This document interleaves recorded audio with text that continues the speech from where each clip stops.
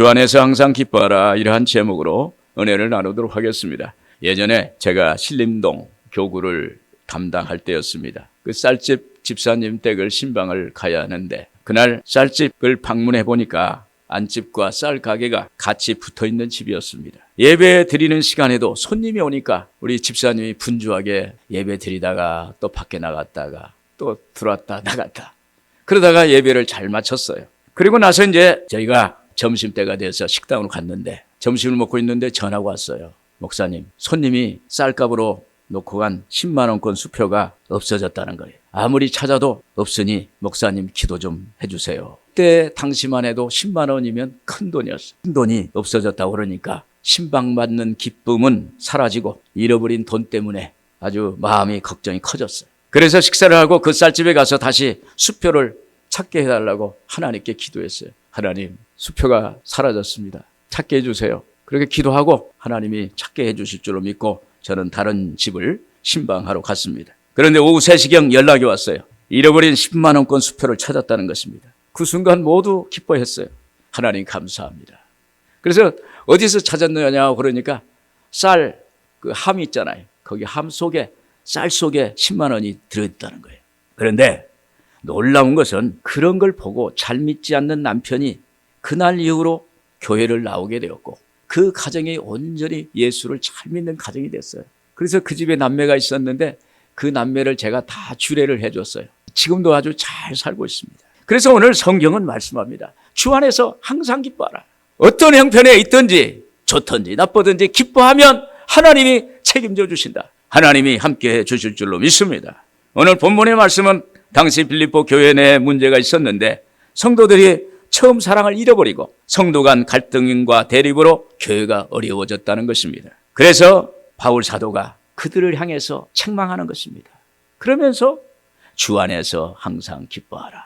아무것도 염려하지 말고 기도와 간구로 너희 구할 것을 감사함으로 하나님께 아뢰라. 그리하면 너희 안에 계신 하나님의 평강이 지각에 뛰어난 하나님의 평강이 너희 마음과 생각을 지켜주시리라. 할렐루야. 이렇게 권면하는 것입니다. 여러분, 어떻게 하면 우리가 주 안에서 기뻐할 수 있을까요? 먼저 관용의 마음을 가지라는 것입니다. 5절에 너희 관용을 모든 사람에게 알게 하라. 주께서 가까우시니라. 삶의 현장은 참으로 중요합니다. 그런데 우리의 삶에 기쁨이 없다면 사는 것이 정말 삭막합니다. 우리가 삶에서 기쁨을 잃어버리는 까닭은 무엇일까요? 많은 원인이 있겠지만 대개 인간관계, 대인관계에서 갈등 때문에 기쁨을 잃어버릴 수가 있는 것입니다. 사랑했던 사람들, 가까이 지냈던 사람들이 한순간 원수처럼 느껴질 때 그 마음에 미움과 증오가 생기는 것입니다. 이때 우리는 마음의 기쁨을 상실합니다. 우리가 살면서 인간관계의 갈등만큼 우리의 기쁨을 빼앗아가는 것은 없을 것입니다. 그런데 지나고 나면 결국은 우리의 믿음이 약해서 마귀의 시험에 넘어갔다는 것을 알게 됩니다. 그래서 이웃과의 관계 또 타인과의 관계에서 갈등과 대립을 일으키고 문제를 유발합니다. 인간관계에 갈등이 생기면 내가 마귀에게 틈을 주지 않았나 이렇게 생각을 해봐야 돼요. 내 마음에 미움, 시기, 질투, 자기 연민 그리고 열등감 이런 것들이 사소한 일에도 반응하게 되고 섭섭하게 되고 아파하고 상처를 입게 되는 것입니다. 바울 사도는 빌립보 성도들 사이에도 이런 갈등 때문에 기쁨을 잃어버린 성도가 있다는 것을 알고 이렇게 편지하는 것입니다. 2절에 보면은 내가 유오디아를 권하고 순두개를 권하노니 주 안에서 같은 마음을 품으라.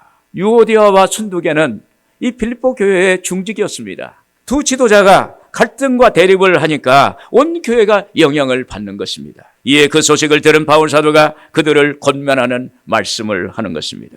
고린도 교회에서도 분쟁이 있을 때 바울 사도가 이렇게 말했습니다. 고린도전서 1장 10절에 형제들아 내가 우리 주 예수 그리스도 이름으로 너희를 권하노니 모두가 같은 말을 하고 너희 가운데 분쟁이 없이 같은 마음과 같은 뜻으로 온전히 합하라. 빌립보서 2장 5절에 너희 안에 이 마음을 품으라. 곧 그리스도의 예수의 마음이니. 주와 같은 마음 또 같은 뜻을 품는 것이 예수 그리스도의 마음이라는 것입니다. 오늘 여러분 예수 믿으면서 주님의 마음을 갖기를 바랍니다. 주님의 마음을 가지면 모든 것이 품어져요. 모든 것을 다 넘어갈 수가 있어요. 오늘 주님 예수의 마음이 오늘 여러분들에게 역사하기를 바랍니다. 여러분 사도 바울이 주 안에서 항상 기뻐할 수 있었던 것은 오직 예수의 마음을 가졌기 때문입니다.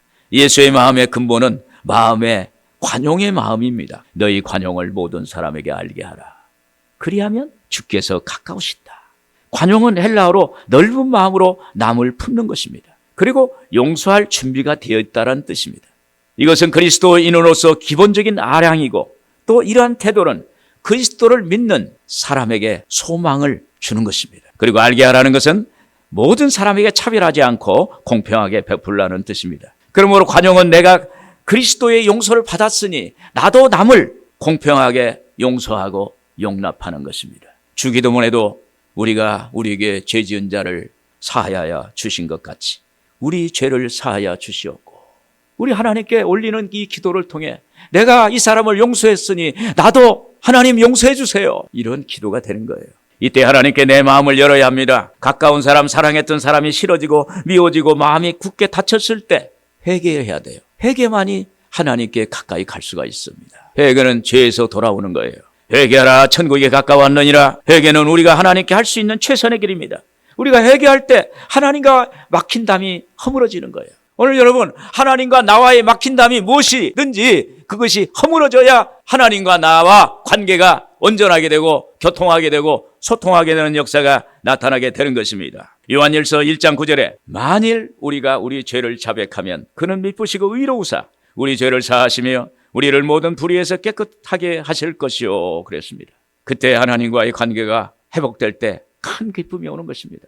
오늘 여러분, 우리 인생을 살 때 기쁨이 넘쳐야 돼요. 기쁨이 올 때 우리가 병으로부터 자유함 받습니다. 기쁨이 올 때 우리가 마귀로부터 그것에서 벗어날 수가 있어요. 오늘 여러분의 삶에 기쁨이 넘치길 바랍니다. 그리고 내가 하나님께 용서받음으로 은혜를 입었으니 나도 남을 용납하고 용서하는 것입니다. 이렇게 함으로써 내가 용서받았던 것을 다시 경험해야 돼요. 내가 남을 용서할 때 나도 하나님께 이런 것을 용서받았지, 다시 한번 경험하게 되는 것입니다. 그때 주시는 것이 바로 하나님이 주시는 기쁨이에요. 우리에게도 하루에도 여러 번 어려운 일이 일어날 수가 있습니다. 대개 우리가 운전할 때 옆차가 갑자기 치고 들어와요. 그러면은 깜짝 놀라잖아요. 그때 아이고 저걸 하면서 여기 나오려고 그래. 숨 한번 들이쉬고 이렇게 참고 생각해 보면 나도 예전에 그랬어. 나도 예전에 그랬어. 그 사람을 용납하게 되고 용서하게 되고 이해하게 되는 거예요. 그러면 어때요? 내 마음이 편해지고 그 순간에 나도 모르게 남을 내가 용서해 줬다는 것에 대해서 그 기쁨이 오는 것입니다. 그 기쁨이 그런 기쁨, 소소하고 남이 알 수 없는 기쁨, 나만이 갖고 있는 그런 기쁨이 돼요. 그래서 내 생각이 유연해지고 내 마음이 부드러워지고 그리고 내 그 모든 컨디션이 좋아지는 거예요. 여러분, 관용의 마음을 갖기를 바랍니다. 예수님의 마음을 품기를 바랍니다. 이것이 주 안에서 항상 기뻐할 수 있는 거예요. 또 어떻게 하면 우리가 주 안에서 기뻐할 수 있을까? 기도와 간구로 감사의 기도를 하는 것입니다. 6절에 보니까 아무것도 염려하지 말고 다만 모든 일에 기도와 간구로 너희 구할 것을 감사함으로 하나님께 아뢰라. 또 우리의 기쁨을 빼앗는 요소가 염려입니다. 잠시 기쁨이 있다가도 또 다른 염려가 생기면 순간 기쁨이 사라지고 염려 근심이 자기 마음을 자리를 잡게 되는 것입니다.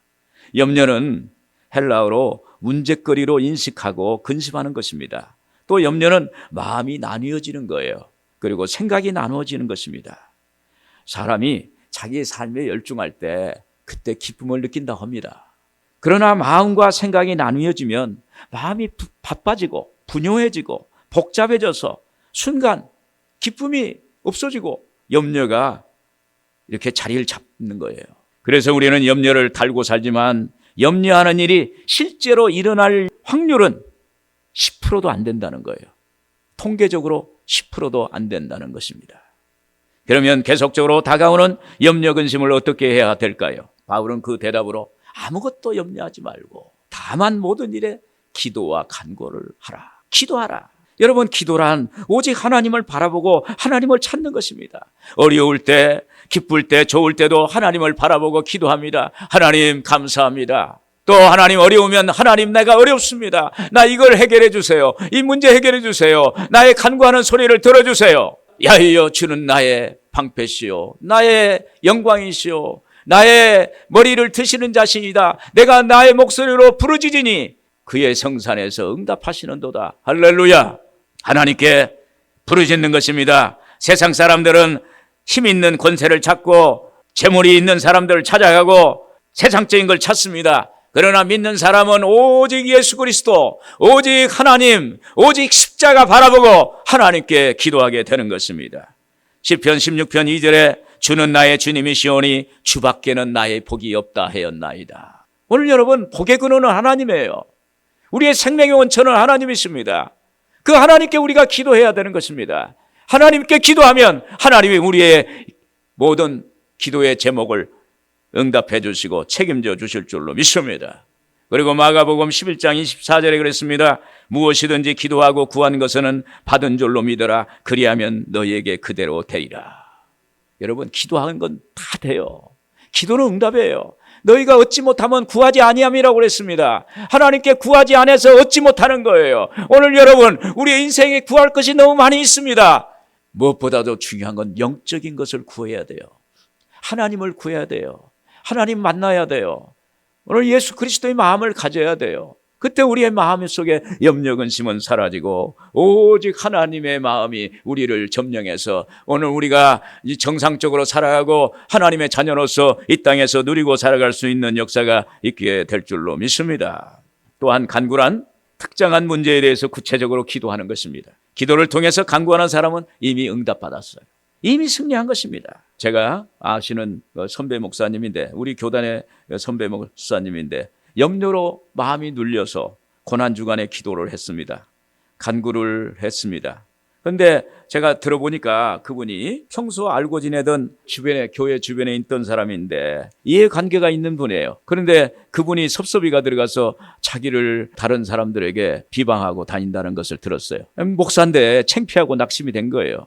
그리고 낮에 이제 성도님 집을 신방하는데 문제가 항상 가슴에 눌려 있으니까, 이 목사라는 건요, 항상 이 도덕적인 거로 이렇게 깨끗해야 하고 또 윤리적으로도 영적으로도 깨끗해야 할 이치에 있기 때문에 항상 마음에 걸리게 돼 있어요. 근데 제 선배 목사님이 마음의 염려가 가슴에 얹혔어요. 너무 힘들었습니다. 그때 신방하는데 순간적으로 하늘에서 음성이 들렸어요. 야, 너 그 오물을 먹어라. 아니, 그 오물을 어떻게 먹어요? 그러니까 그런 순간에 하나님이 나에게 음성을 들려주신 건 나와 함께 하시고 있구나. 할렐루야. 내 아픔을 하나님이 아시는구나. 그래서 하나님, 예, 그렇게 하겠습니다. 오물을 먹겠습니다. 순종하겠습니다. 그 순간 그렇게 컸던 염려 근심이 조금씩 줄어들면서 먼지만하게 염려가 생기더라는 거예요. 대신 믿음이, 조그마한 믿음이 점점 커져가지고 믿음이 왕성히 커졌어요. 그 다음에는 간이 배밭으로 나온 거예요. 그래서 예수 이름으로 떠나갈지어다 하니까요, 염려 근심이 싹 사라져버린 거예요.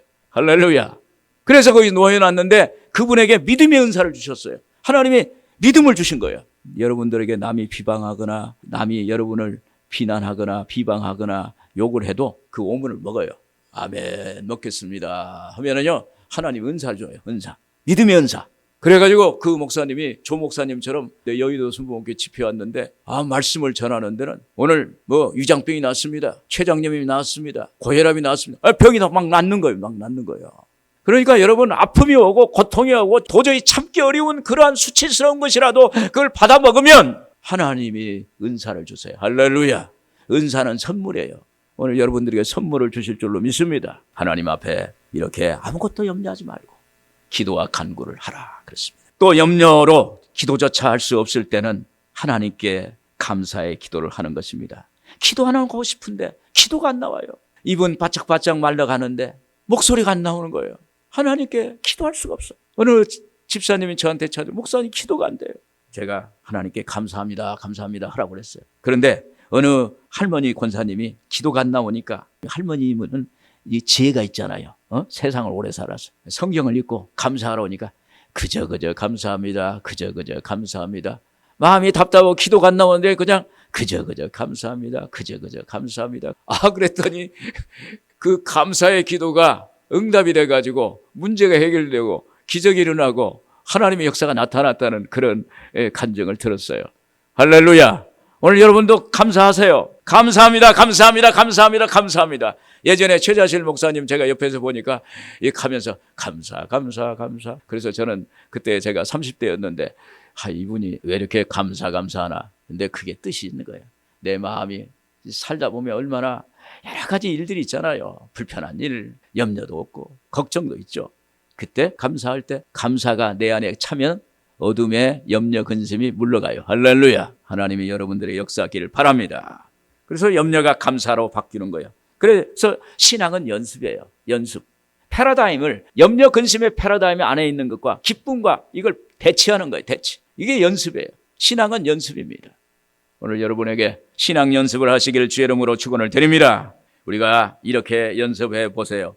너무 걱정이 되지만 기도할 수 있어서 감사합니다. 하나님이 맡기라고 말씀해 주시니 믿고 감사드립니다. 제 뜻대로 안 되어도 주님께서 또 다른 길을 열어주실 줄로 믿고 감사합니다. 그러면 7절에 그리하면 모든 지각에 뛰어난 하나님의 평강이 그리스도 예수 안에서 너희 마음과 생각을 지키시리라. 아무것도 염려하지 말아라. 그리하면 모든 지각에 뛰어난 하나님의 평강이, 그 평강의 하나님이 너를 도와주시겠다는 거예요. 오늘 여러분들에게 이러한 축복이 있기를 주의 이름으로 축원을 드립니다. 끝으로 어떻게 하면 주 안에서 기뻐할 수 있을까? 말씀대로 행하는 것입니다. 9절에 보시면 너희는 내게 배우고 받고 듣고 본 바를 행하라. 그리하면 평강의 하나님이 너희와 함께 계시리라. 9절엔 행하라고 했는데 바로 위에 보면은 생각하라 그랬어요. 8절에 보시면 끝으로 형제들아 무엇에든지 참되며 무엇에든지 경건하며 무엇에든지 옳으며 무엇에든지 정결하며 무엇에든지 사랑을 받을 만하며 무엇에든지 칭찬을 받을 만하며 무슨 덕이 있든지 무슨 기림이 있든지 이것들을 생각하라. 굉장히 복잡하죠? 8가지 덕목입니다. 이걸 생각하라. 근데 왜 바울이 생각하라 그럴까요? 생각하고 이 생각을 뭐냐면 깊이 숙고하라. 마음에 머물게 하라는 거예요. 마음에 머물게. 그러면 뭐죠? 하나님 말씀은 살아있고 운동력이 있어 좌우의 양날 가진 검이 되어 혼과 영과 관절과 골수를 찔러져게 갑니다. 또 요한복음 1장 4절에 그 안에 생명이 있었으니 이 생명은 사람들의 피죠. 하나님 말씀 안에 생명이 있는 거예요. 그 말씀이 내 안에서 역사하시는 것입니다. 그때 말씀이 빛이 어둠을 물리치고 오늘 우리에게 긍정적인 하나님의 능력을 부어주시는 것입니다. 예전에 제가 신방할 때 권사님과 집사님과 함께 갑니다. 그러면 만나면 오래간만에 서로가 만나니까 서로 집안 얘기를 해요. 저는 신방을 해야겠다는 마음의 부담이 있어요. A라는 성도님의 집에 가면 이런 말씀을 해야지. B라는 성도님한테는 이런 말씀을 전해야지. C라는 분한테는 가서는 이렇게 이야기하겠다. 이런 생각을 하고 기도를 하고 가는데 오래간만에 만나니까 그냥 아들 얘기, 딸 얘기, 남편 얘기, 시아버지, 시어머니 얘기 그냥 제가 귀에가 그냥 따가워요. 그래서 제가 혼미해지는 거예요. 그래서 하나님께 기도했어요. 그 다음날 하나님께 하나님 말씀을 주세요. 기도하겠습니다. 제 마음속에 갈라디아서 2장 20절 말씀이 떠올랐어요. 내가 그리스도와 함께 십자가에 못 박혔나니 그런즉 이제는 내가 사는 것이 아니요 오직 내 안에 그리스도께서 사시는 것이다. 내가 육체 가운데 사는 것은 나를 사랑하사 자기 몸을 버리신 하나님의 아들을 믿는 믿음 안에서 사는 것이라. 이 말씀을 기도 시간에 한 3시간씩 기도하면서 아침에 3시간 기도하고 그러다 보니까 내가 사는 것이 아니요 내 안에 그리스도께서 사시는 것이라. 말씀을 묵상하고 말씀에 제 마음속에 품고 머물게 하고 이렇게 하니까 세상에 염려 근심 이러한 것들은 다 사라지고 예수님만 보이고 예수님이 내 마음을 점령하고 내 안에서 역사하는 거예요. 할렐루야. 그래서 신방을 잘 했던 적이 있습니다. 그래서 말씀을 자꾸 묵상하고 말씀이 내 마음에 내 가슴에 내 영혼 속에 머물게 하는 거예요. 또한 바울도 이전에 빌립보 교인들을 생각하면서 기쁨과 감사로 고백했습니다. 빌립보서 1장 3절 4절에 보면 내가 너희를 생각할 때마다 나의 하나님께 감사하며 간구할 때마다 너희 무리를 위하여 기쁨으로 항상 간구함은. 바울은 자기가 전도한 빌립보 교회의 성도를 생각했습니다. 그러면서 그들이 점점 믿음 안에서 성장해가고 그들이 바울의 선교를 위해서 헌금을 하고 자기를 후원하는 그것에 대해서 항상 생각하고 하나님께 감사했습니다. 여러분, 사람이 상대방이 있다는 것이 너무 감사한 거예요. 내 앞에 자녀가 있다는 것 감사하고 내 앞에 상대방이 있다는 것 감사하고 내 주변에 내 이웃이 있다는 것이 감사해요. 상대방이 있을 때 내가 존재감이 있어요. 상대방이 없으면 존재감이 없어요. 오늘 우리가 예수님 앞에 설 때 예수님이 너무 감사하다. 네가 있어서 내가 기쁘다. 할렐루야. 하나님 우리를 창조하시고 참으로 기쁘다 그랬어요. 보기에 좋았다고 그랬어요. 그런 같이 이렇게 바울은 그들을 생각할 때 감사하고 기뻐했습니다. 그들이 선교에 돕는 영적으로 어린 사람들인데 그 사람들이 바울의 뒤를 선교를 후원하는 것에 감사하는 것입니다. 1904년도 구한말 재중원이라는 곳이 있습니다. 현 세브란스 병원인데요. 당시 원장이던 에빈슨 박사는 병원 건립을 위해서 미국의 본토에 믿음이 좋고 유망한 사업가인 세브란스 씨에게 도움을 요청했답니다. 그런데 이 세브란스 씨가 이 병원을 건립하는데 아무 조건 없이 전체 병원 건립하는 전체 돈을 다 기부를 했어요. 그래서 그것에 감사해서 에비슨 박사가 세브란스 씨에게 감사의 편지를 했습니다. 이에 세브란스 씨가 답장을 보내왔어요. 도움을 받는 당신의 기쁨보다 도움을 주는 나의 기쁨이 더 큽니다. 할렐루야. 이 말이 지금 세브란스 병원에 가면 이렇게 걸려 있어요. 그리고 모든 세브란스인들의 좌우명이 돼요. 도움을 받는 당신의 기쁨보다 도움을 주는 나의 기쁨이 더 큽니다. 세브란스 의료인들의 그 좌우명이 되었다고 합니다. 여러분, 하나님이 세브란스 씨를 봤을 때 어땠을까요? 참 너무 감사하다, 고맙다. 내가 해야 될 일을 네가 했구나. 아파서 죽어가고 죽음 가운데 기로에 서 있는 많은 영혼들, 고통 가운데 좌절 가운데 삶의 어떤 무게를 이기지 못하고 무너진 사람들, 그들을 위해서 진료할 수 있는 건물을, 병원을 짓게 해준다는 것에 대해서 아마 하나님이 기뻐하셨을 거예요. 누가복음 6장 38절에 그랬습니다. 주라 그리하면 곧 후이되어 누르고 흔들어 넘치도록 하여 너희에게 안겨주리라. 여러분, 하나님께 예수의 이름으로 내 신앙을 가지고 베풀면은 하나님이 갚아주세요.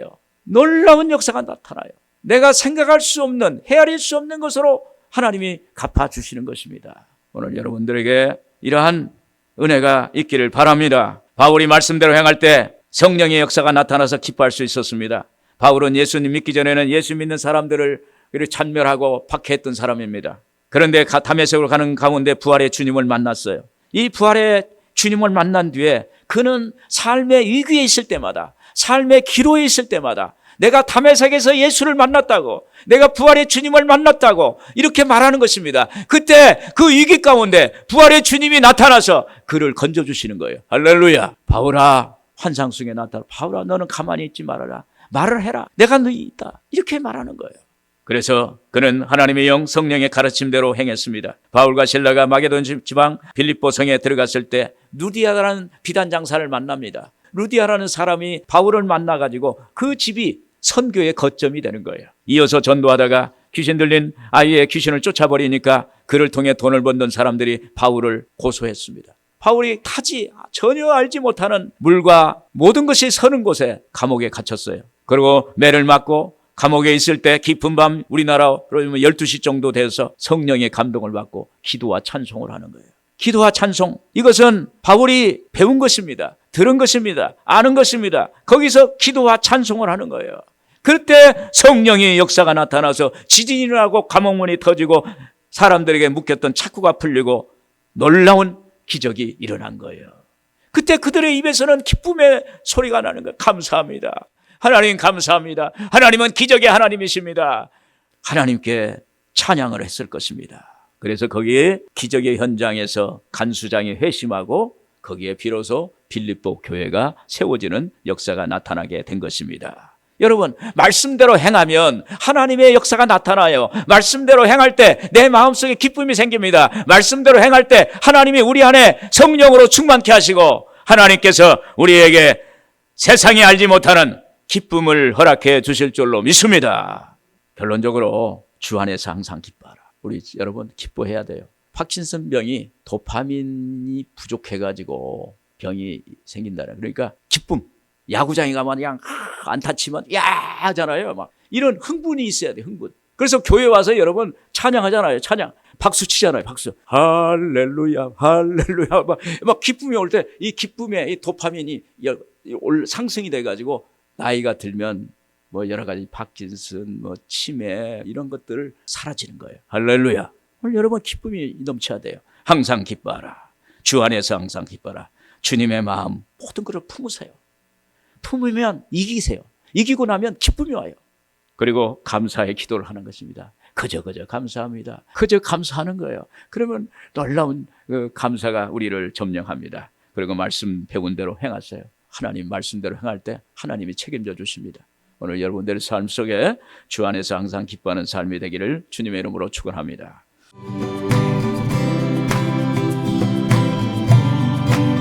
주